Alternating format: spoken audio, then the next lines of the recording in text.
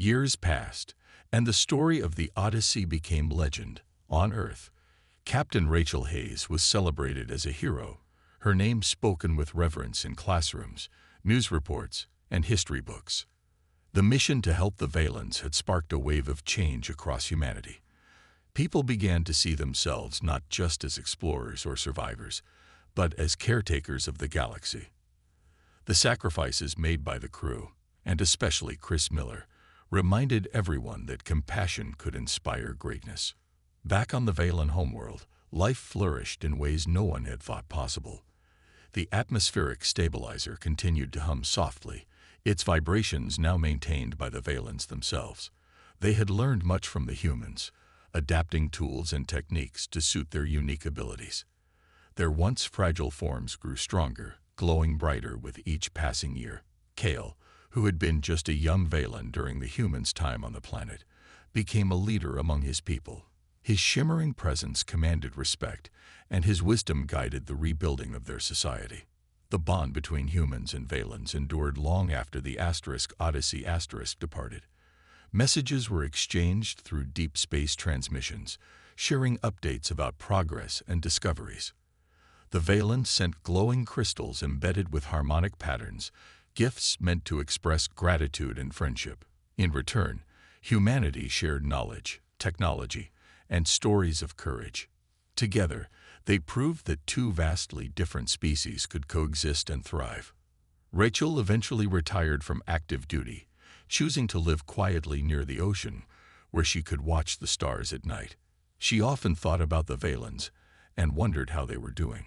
One evening, as she sat on the porch of her small home, she received a message from Emily Dawson. It contained a recording of Kale speaking in halting but clear human words. "We remember you." Tears filled Rachel's eyes as she listened, the weight of their journey washing over her once more. Meanwhile, on the Valen planet, children learned about the humans who had refused to abandon them. Teachers told stories of the brave crew who had fought against overwhelming odds to give them a future. Young Valens played games mimicking the humans' actions, repairing machines, planting crops, and humming melodies of gratitude. For them, humanity was not just a distant memory, but a symbol of hope. One day, a child stood beneath the glowing sky, staring up at the stars. Her translucent form shimmered softly as she whispered a single word: humanity. Though she had never met the crew of the Odyssey, she felt their presence in every breath of clean air, every ray of sunlight filtering through the atmosphere. They had given her people a second chance, and for that, she would always be grateful. In the vastness of space, the legacy of the Odyssey continued to ripple outward. Other species took note of humanity's actions, some with admiration, others with skepticism, but none could deny the impact of what had been done. By helping the Valens, humanity had shown that strength wasn't measured by power or dominance. It was measured by kindness, unity, and the willingness to stand up for those in need. As Rachel gazed at the stars that night, she felt a quiet sense of fulfillment. The road had been difficult, marked by loss and sacrifice, but it had also been worth it. Humanity had chosen to do something extraordinary, not because it was easy, but because it was right. And in doing so, they had changed not only the fate of the Valens, but also the course of their own destiny. Far away on a planet bathed in newfound light, the Valens looked to the heavens with gratitude. Though separated by countless miles, the connection between their species remained unbroken, a testament to the power of compassion and the enduring spirit of hope. The victory over Zoreth's forces was bittersweet. Though the invaders had been driven away, the cost of defending the Valens weighed heavily on the crew of the Odyssey. Supplies were nearly gone, and exhaustion gnawed at every member of the team. But the hardest blow came when Chris Miller made the ultimate sacrifice. As the atmospheric stabilizer continued to hum, maintaining the fragile balance of the planet's environment, a critical component began to fail. Without it, the machine would shut down, undoing all their hard work. Chris, who had spent countless hours building and repairing the device, knew what needed to be done. He volunteered to stay behind and manually stabilize the failing part, even though it meant exposing himself to dangerous levels of energy. "Chris, there has to be another way," Daniel Carter pleaded, his voice trembling. "We can figure something out together." But Chris shook his head, his expression resolute. "There isn't time," he said quietly. "If I don't do this, everything falls apart. You know it as well as I do." Rachel Hayes tried to intervene, but Chris refused to back down. "This is my choice," he told her firmly. "You've all given so much already. Let me do this for them." His gaze shifted to the Valens, who stood nearby, their glowing forms shimmering softly as if they understood the gravity of the moment. With a heavy heart, Rachel nodded, knowing she couldn't stop him. The crew gathered around Chris, offering words of gratitude and support. Amanda Lewis hugged him tightly, tears streaming down her face. Jake Monroe placed a hand on his shoulder, his usual bravado replaced by quiet respect. "You're one of the best, Chris," he said hoarsely. "Don't you forget that." As Chris stepped into the stabilizer's control chamber, the rest of the team moved to a safe distance. Through the thick glass, they watched him adjust dials and reroute power, his movements steady despite the danger. The machine roared to life, its vibrations growing stronger as it stabilized the atmosphere once more. But the energy surge took its toll. Chris collapsed to his knees, his body shaking violently before going still. When the machine finally settled into a steady rhythm, the crew rushed to the chamber. They found Chris slumped against the wall, his face pale but peaceful. Rachel knelt beside him, her hands trembling as she closed his eyes. "He saved us," she whispered, her voice breaking. "He saved all of us." The Valens reacted with an outpouring of emotion. Their bodies glowed brighter than ever before, pulsing in unison as if mourning the loss of a dear friend. Cale approached the group, his translucent form rippling gently. He reached out toward Chris's lifeless hand, emitting a soft hum that resonated deeply with everyone present. It was a sound of gratitude and grief. Back on the Odyssey, the crew struggled to process their loss. Meals were eaten in silence, and conversations were sparse. Yet amidst the sorrow, there was also pride. Chris had given his life to ensure the survival of a species that had been abandoned by others. His sacrifice became a symbol of humanity's commitment to doing what was right, no matter the cost. Days later, the skies above the Valen homeworld cleared completely for the first time in generations. Green shoots sprouted from the once barren soil, nourished by the cleaner air. The Valens began to thrive, their glowing forms moving with newfound energy. Cale approached Rachel one evening, his colors bright and steady. In halting tones, mimicking the phrases Emily Dawson had taught him, he spoke two simple words: "Thank you." Rachel felt a lump rise in her throat. She knelt down to meet his gaze, placing a hand gently on his shimmering form. "You're welcome," she replied softly. Her voice carried both sadness and hope, a reminder of everything they had endured and everything they had achieved.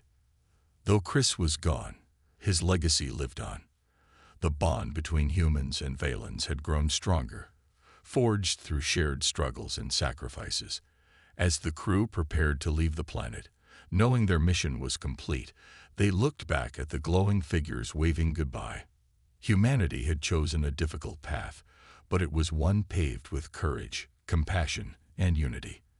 And in helping the Valens rise again, they had shown the galaxy what it truly meant to be human. Just as the crew of the Odyssey began to see progress with the atmospheric stabilizer, a new threat emerged.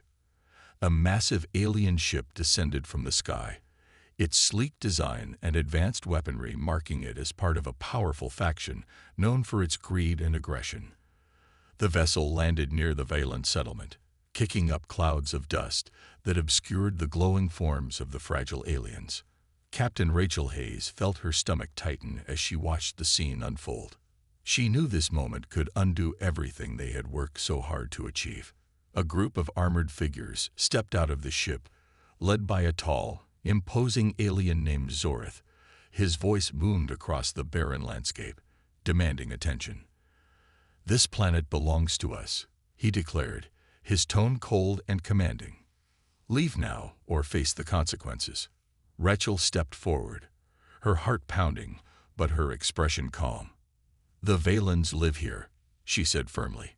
"They have as much right to this world as anyone else." Zorath sneered, his eyes narrowing. "The Valens are weak.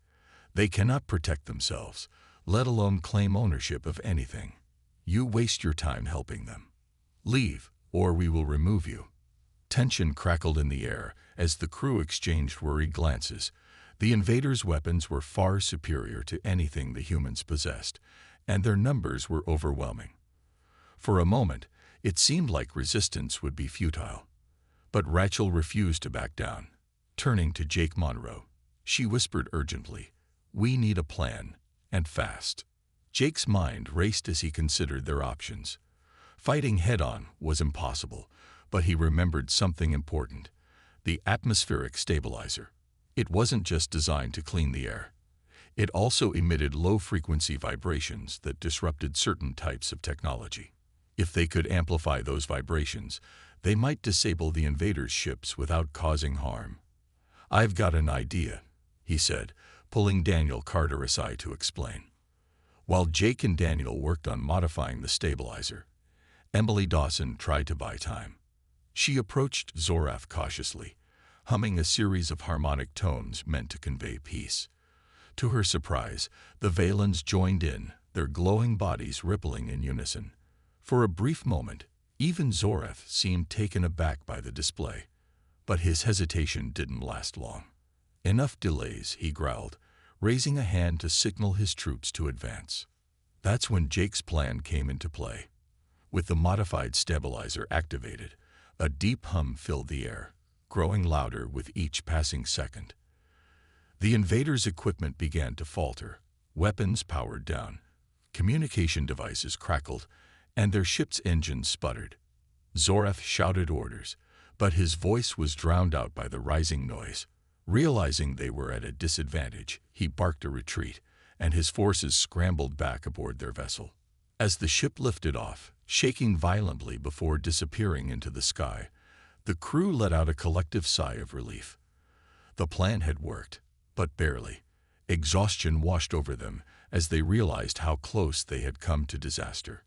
Rachel turned to her team, her voice steady despite the weight of what had just happened. "We stood our ground today," she said, "and we showed the galaxy that humanity won't bow to bullies." The Valens surrounded the humans, their bodies glowing brightly in gratitude. Cale moved closer to Amanda Lewis, his shimmering form pulsing gently as if trying to express thanks. Though no words were spoken, the message was clear. The humans had protected them when no one else would. But the victory came with a sobering realization. The galaxy was vast and full of dangers, and the Valens' survival depended not just on technology, but on unity and resilience. As the crew gathered around the stabilizer, watching the skies clear above them, they knew their journey was far from over. They had faced betrayal, hardship, and now aggression. But they had also proven that compassion and ingenuity could overcome even the toughest odds. For now, the Valens were safe, and as Rachel looked at her team, weary but determined, she felt a spark of hope. Humanity had chosen to fight for something greater than itself, and in doing so, they had forged a bond that transcended species. Together, they had shown that strength wasn't measured by power or weapons. It was measured by the courage to stand up for what was right. The crew of the Odyssey knew they were running out of time. The atmospheric stabilizer prototype was nearly complete, but the planet's environment was growing more unstable by the day. Dust storms swept across the surface, and the air became harder to breathe. Both humans and Valens struggled to adapt, their bodies pushed to the limit. Despite the challenges, Captain Rachel Hayes refused to give up. She gathered her team for one final push, determined to see the project through. Daniel Carter and Chris Miller worked around the clock, fine-tuning the stabilizer.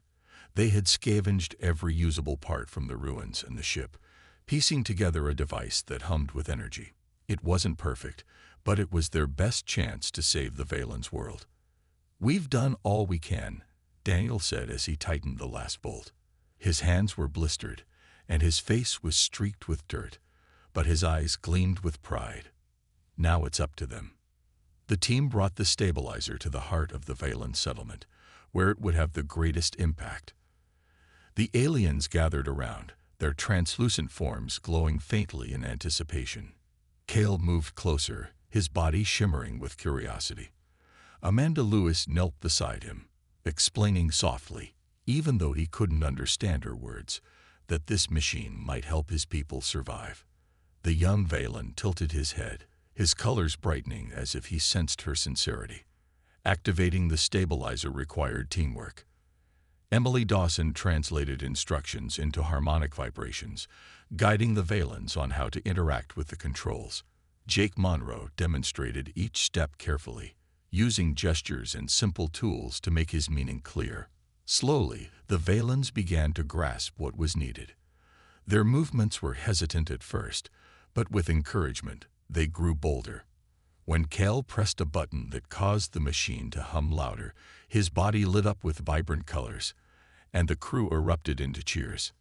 As the stabilizer powered up, the effects were immediate. The swirling dust clouds began to settle, and the air felt cleaner, lighter.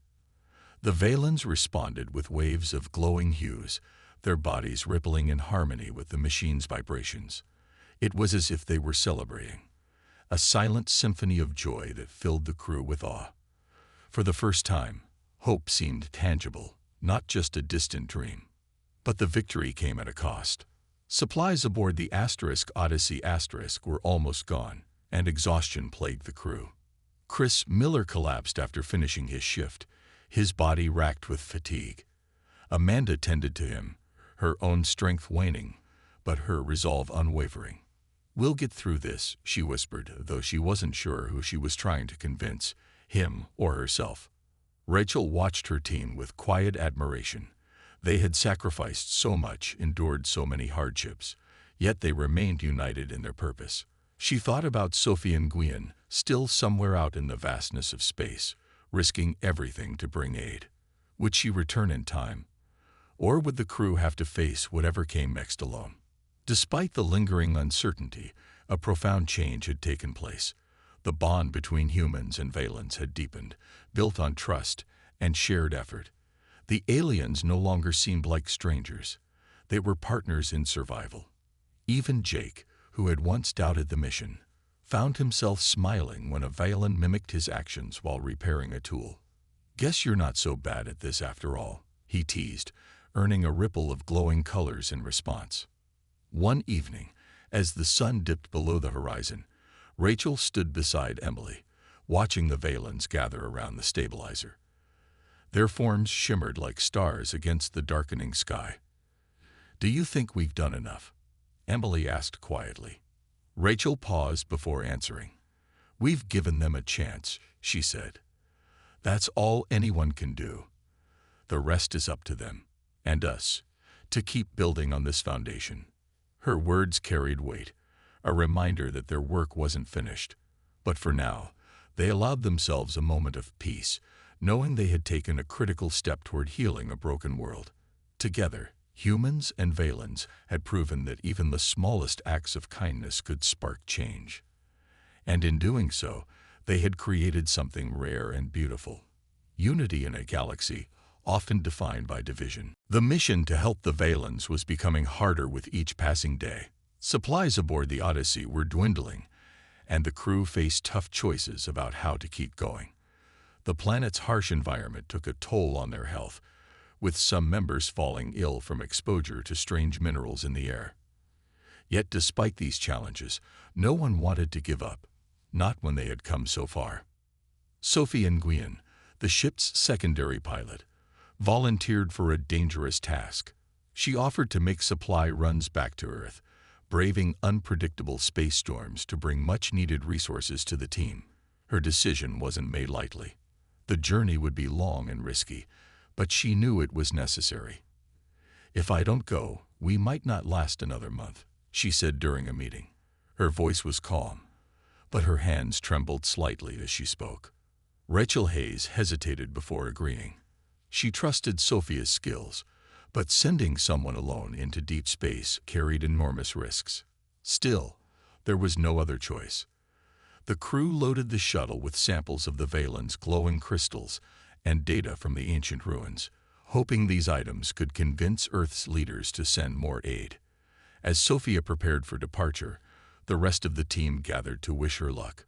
Amanda Lewis handed her a small medkit, while Emily Dawson pressed a translated phrasebook into her hands. "Just in case you meet anyone interesting out there," Emily joked, though her smile didn't reach her eyes. When Sophia finally launched, the crew watched silently as the shuttle disappeared into the stars.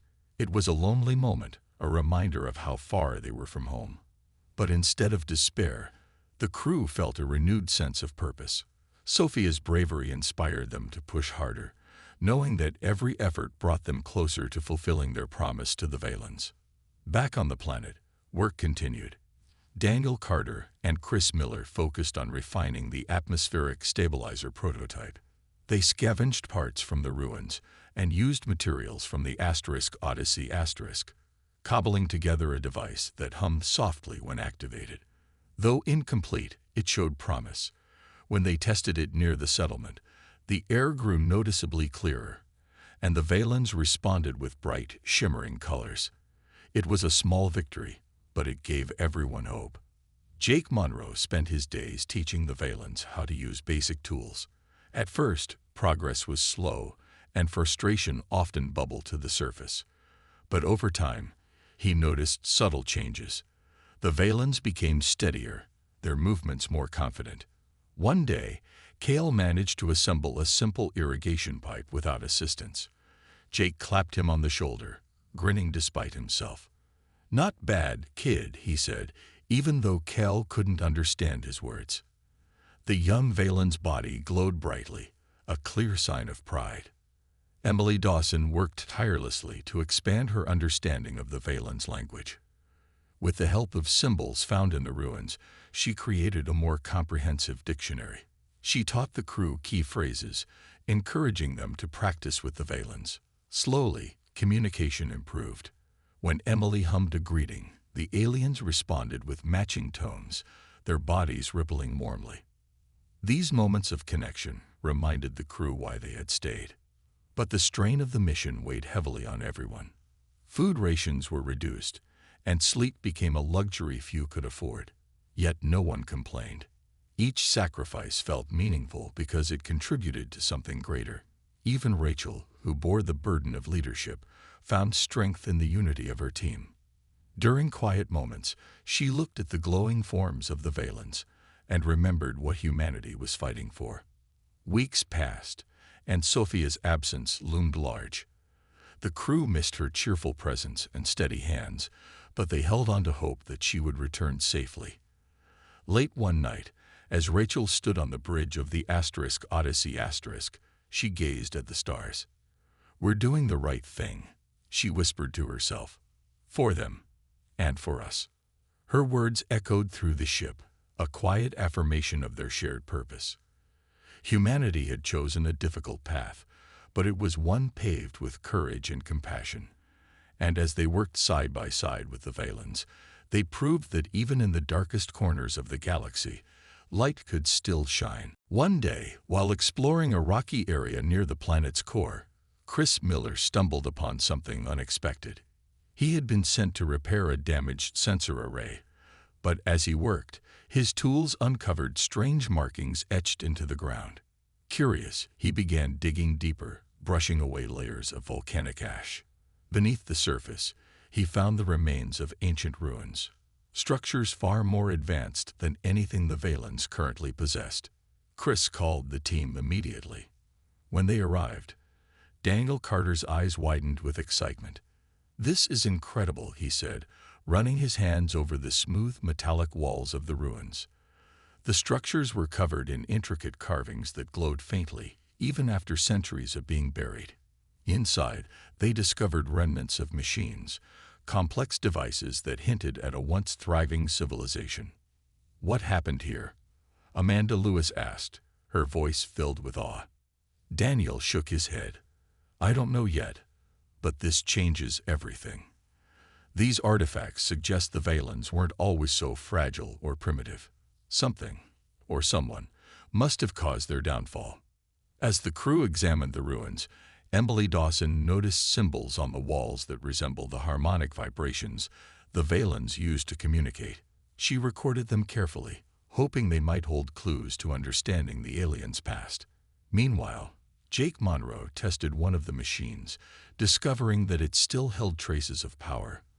Though broken, it seemed designed to control environmental conditions, a stark contrast to the barren world outside. The discovery shocked both the humans and the Valens. When the crew shared what they had found, the aliens reacted with a mix of confusion and sadness.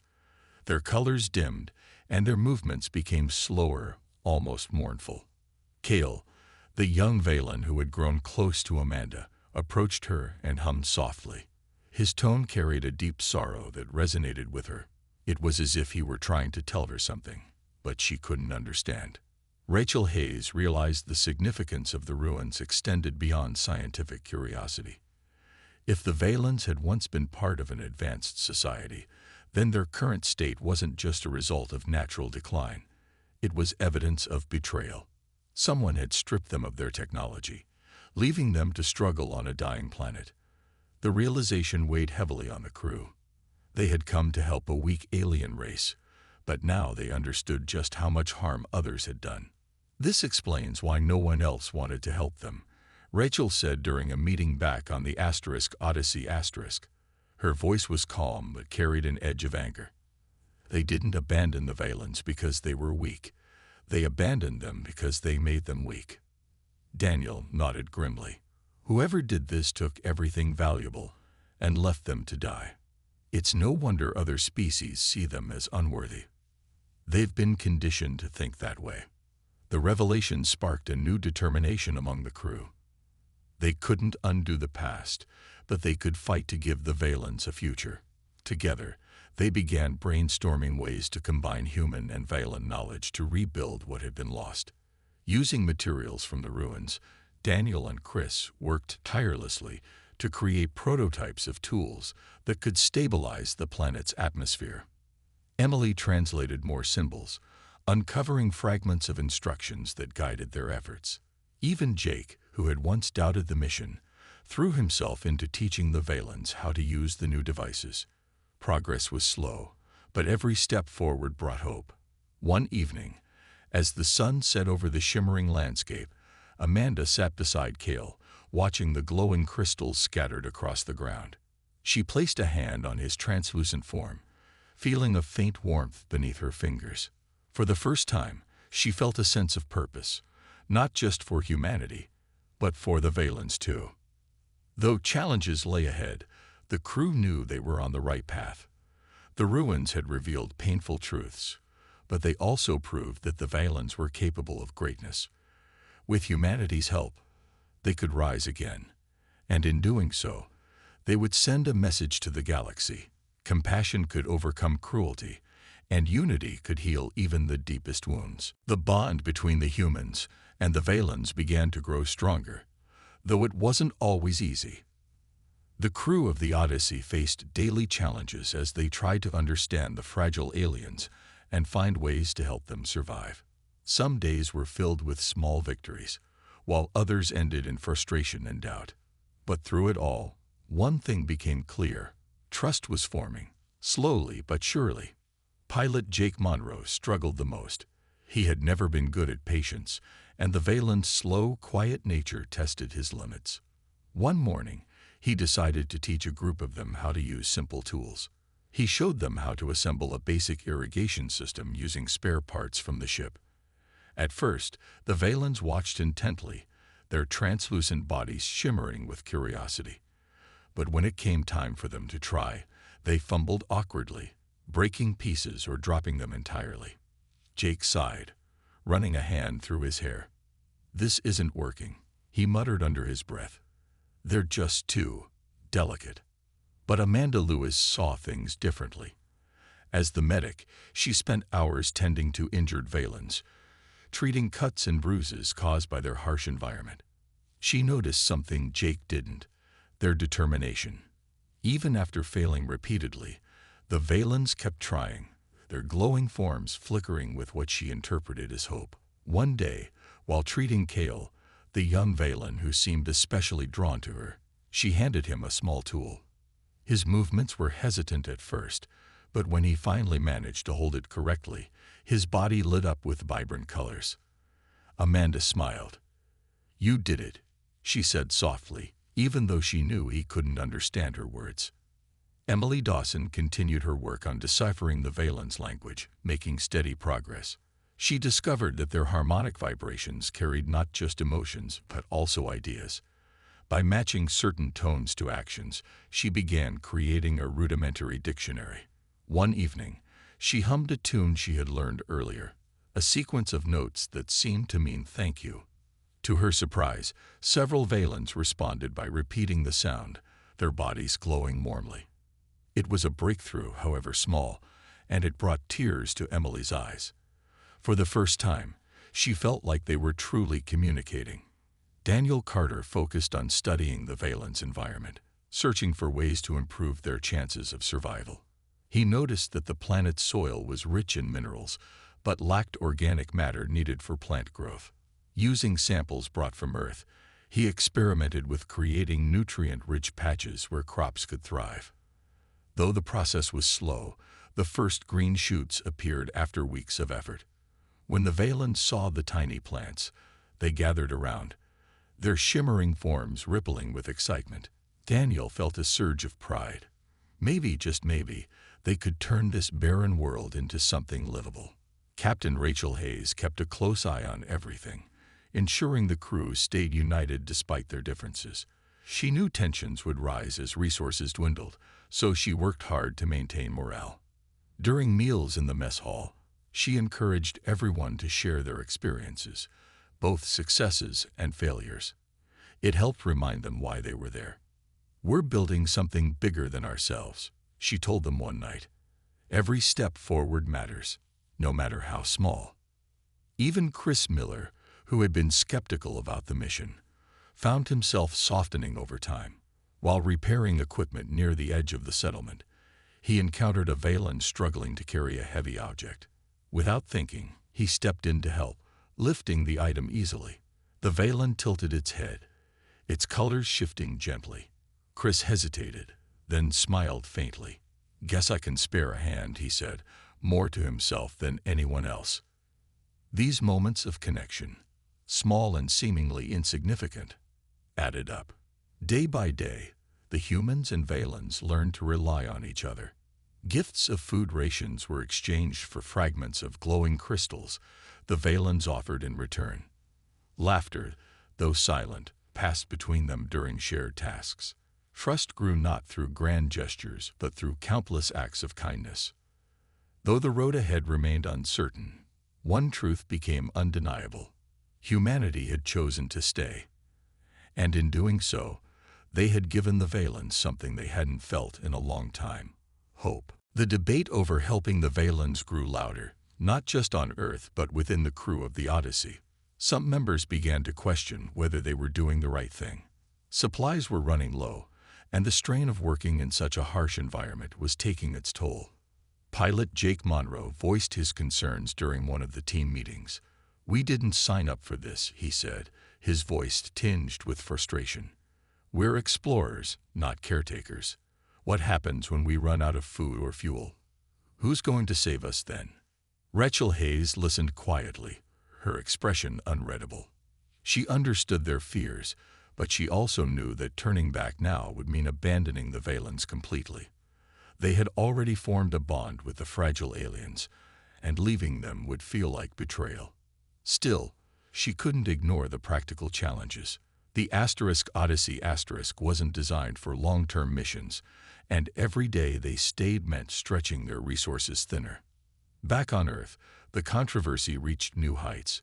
Senator Harold Jenkins, a vocal critic of the mission, held a press conference to argue against continuing support for the Valens. "These creatures are weak," he declared, his tone sharp and dismissive. They've been left behind by others for a reason. Why should humanity waste time and money on a lost cause? His words struck a chord with many who were struggling to make ends meet on an increasingly crowded planet. But Rachel found unexpected allies in her fight to keep the mission alive. Dr. Laura Bennett became a powerful advocate, using her influence to rally public opinion. In interviews and speeches, she emphasized the moral responsibility humanity had to help those in need, regardless of how different they might be. If we turn our backs on the Valens, what does that say about us? She asked during a popular talk show. Are we really willing to let fear and greed define us as a species? Her message resonated deeply with ordinary people, many of whom saw parallels between the Valens' plight and their own struggles. Stories of compassion and sacrifice spread across social media, inspiring millions to take action. Schoolchildren wrote letters to the Global Council, pleading for the Valens to be saved. Artists painted murals depicting the shimmering aliens alongside humans, symbolizing unity and hope. Even some politicians began to shift their stance, afraid of being seen as heartless in the face of such widespread support. On the alien planet, the crew worked tirelessly to strengthen their connection with the Valens. Emily Dawson made progress in deciphering their language, identifying patterns in their harmonic vibrations that seemed to convey emotions like gratitude and curiosity. Amanda Lewis continued to care for injured Valens, earning their trust through patience and kindness. One day, while tending to a young Valen named Kel, she noticed something remarkable. When she smiled at him, his translucent body shimmered brightly, almost as if he were smiling back. Despite these small victories, tensions aboard the Odyssey remained high. Chris Miller, the engineer, clashed frequently with Daniel Carter over how best to allocate resources. We can't keep giving away parts of the ship, Chris argued. What happens if we need them later? We'll be stuck here forever. Daniel, however, refused to give up. If we don't help them now, there won't be a later, for any of us, he shot back. This isn't just about survival. It's about proving that we can do better than those who abandoned them. Rachel stepped in to mediate, reminding everyone of why they had come this far. I know it's hard, she said, her voice steady but filled with emotion. But think about what we're fighting for. If we walk away, we'll always wonder if we could have made a difference. Is that really the legacy we want to leave behind? Her words struck a chord with the crew, reigniting their sense of purpose. Though doubts still lingered, they pressed on, determined to honor the promise they had made to the Valens. Humanity had chosen a difficult path, but it was one paved with hope, and the belief that even the smallest acts of kindness could change the course of history. The decision to help the alien species, now identified as the Valens, was met with mixed reactions even among the crew of the Odyssey. While some felt a deep sense of responsibility, others were unsure if humanity should take on such a burden. The Valens' fragility made them seem almost otherworldly, and their inability to communicate clearly added to the uncertainty. Still, Captain Rachel Hayes remained steadfast in her resolve. She believed that helping the Valens wasn't just about doing what was right. It was about proving that humanity could rise above selfishness. Back on Earth, news of the discovery spread quickly. Images of the shimmering, translucent aliens captured the world's imagination. For a brief moment, there was awe and wonder. But soon, skepticism took over. Politicians began questioning the mission. Why waste resources on a dying race? Asked Senator Harold Jenkins during a heated session of the Global Council. His words echoed across news channels, sparking debates in living rooms and workplaces worldwide. Rachel watched the coverage from the Odyssey, her jaw tightening with every harsh comment. She knew the pressure would mount, but she hadn't expected it so soon. Some leaders argued that humanity had its own problems: poverty, climate change, overcrowding, and couldn't afford to focus on aliens who might not even survive. Others claimed the Valens were too weak to matter, their extinction inevitable. But not everyone agreed. Dr. Laura Bennett, a respected astrophysicist known for her groundbreaking work on sustainable energy, publicly defended the mission. In a televised interview, She spoke passionately about the potential benefits of helping the Valens. "This isn't just about charity," she said, her voice calm but firm. "By studying their biology and technology, we could unlock discoveries that benefit both species. And more importantly, this is a chance to show the galaxy what humanity truly stands for." Her words resonated with many. Support for the mission began to grow, fueled by emotional appeals from people who saw the Valens as a reflection of humanity's own struggles. Protesters gathered outside government buildings, holding signs that read, "We won't abandon them," and "Compassion knows no borders." Social media buzzed with hashtags like #HelpTheValens and #HumanityAtItsBest. On the alien planet, the crew worked tirelessly to establish a connection with the Valens. Emily Dawson spent hours recording their harmonic vibrations, trying to decode patterns that might reveal meaning. It was slow, frustrating work, but she refused to give up. One day, while sitting cross-legged on the shimmering ground, she noticed something extraordinary. When she hummed softly, a simple tune she remembered from her childhood, one of the Valens responded. Its colors brightened, and it moved closer, mimicking her sound. "It's working," Emily exclaimed, her face lighting up. "They're learning." Meanwhile, Daniel Carter focused on understanding the Valens' rudimentary tools. Though primitive, they showed traces of ingenuity. He theorized that the Valens had once been part of a more advanced civilization before being abandoned by those who had promised protection. The idea weighed heavily on him, reminding him of how easily power could corrupt. As days turned into weeks, the bond between humans and Valens grew stronger. Amanda Lewis, the medic, treated minor injuries sustained by the fragile beings, earning their trust through gentle care. Jake Monroe, despite his initial skepticism, found himself fascinated by their resilience. Even in their weakened state, the Valens showed an unshakable will to survive. But challenges remained. Supplies aboard the Odyssey were limited, and the crew faced difficult choices about how much they could spare. Tensions flared when Chris Miller, the engineer, suggested using materials from the ship to build shelters for the Valens. "We can't keep giving without thinking about ourselves," he argued. "If we run out of resources, we'll be stranded here." Rachel listened carefully, weighing the risks. She knew Chris was right, but she also believed that abandoning the Valens now would betray everything they stood for.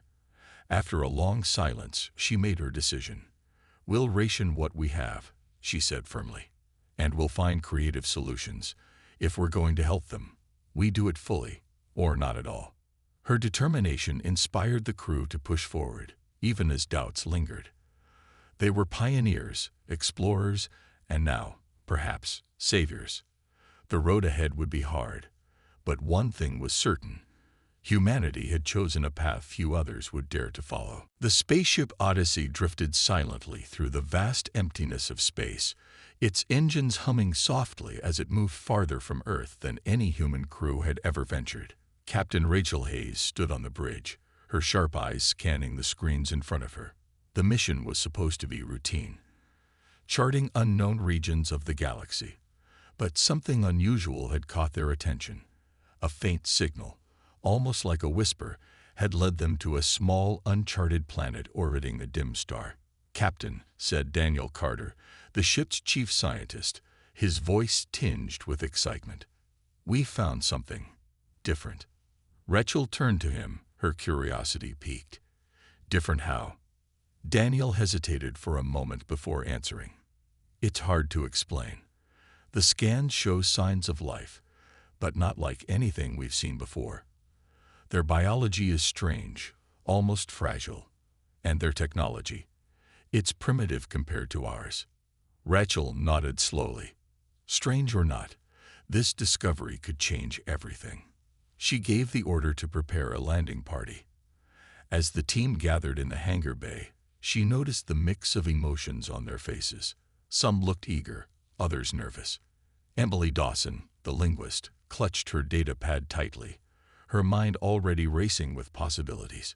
Jake Monroe, the pilot, cracked a joke to lighten the mood, though his knuckles were white around the controls of the shuttle.